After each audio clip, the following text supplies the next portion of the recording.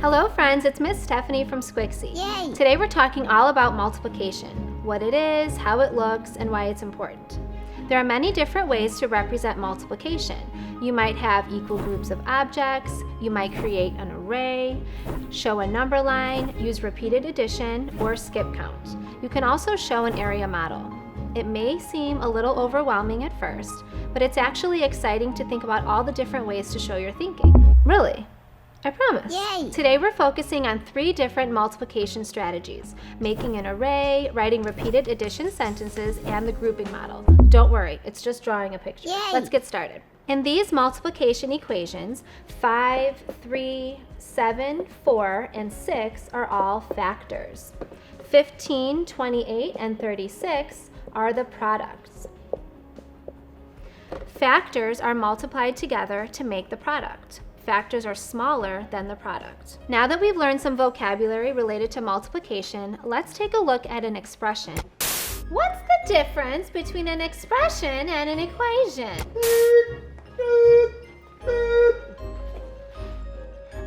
Whoopsie! Equal sign.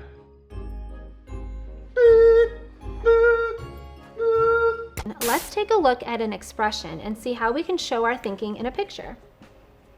Consider the expression 3 times 2. The first factor tells us how many groups there are. The second factor tells us how many objects are in each group. 3 times 2 means 3 groups of 2. Group number 1, group number 2, group number 3. I need to place 2 objects inside each group. I'm using these little squishy balls, which kind of look like dooflings. If you have cereal at home or Legos, those can also work. How many objects are in 3 groups? I can also show this using repeated addition. The product of 3 times 2 is 6. Yay! Here we have 3 times 2, which means 3 groups of 2 objects. What if we switch the factors? Bingo! What if we had 2 times 3? That would mean 2 groups with 3 objects.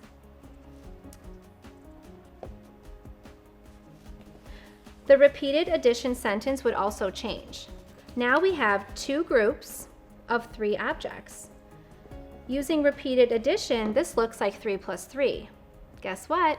Still 6. Bingo! Now let's try a doubles fact. Doubles fact. Alright! My personal favorite, 6 times 6. 6 times 6 tells you there are going to be 6 groups of 6 objects. The first step is to draw 6 circles. You can draw squares if you want, you can draw triangles. It doesn't really matter as long as you have 6, and it's okay if they're not straight. Next, I need to place 6 objects in each group.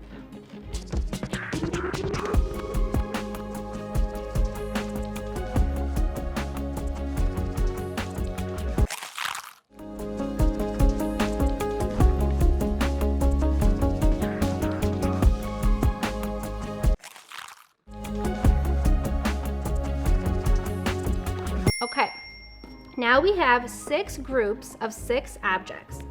This is also represented using repeated addition.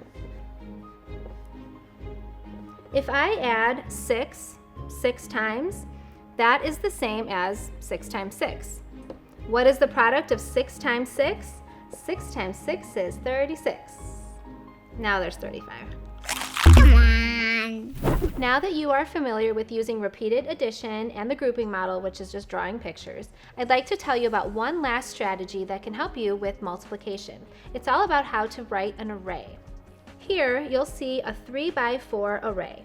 We have 3 rows and 4 columns. The first factor tells you how many rows there are.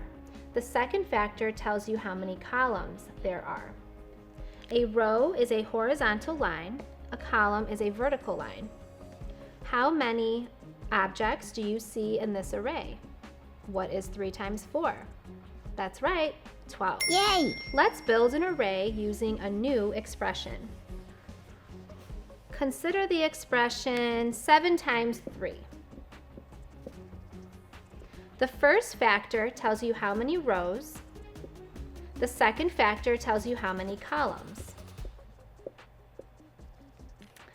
1, 2, 3, 4, 5, 6, 7. I have 7 rows, and now I need 3 columns. 1, 2, 3. The last step is to complete the array. All you need to do is line up all of the objects so that you have a rectangular shape. This shows 7 rows and 3 columns. 7 times 3 is 21. Well done, friends! We've learned 3 different ways to show multiplication. We used the grouping model, which was basically drawing pictures. We showed repeated addition sentences, and we built an array. There are other ways to show multiplication, but this is a great place to start. Keep working hard, and remember, learn fast, learn fun.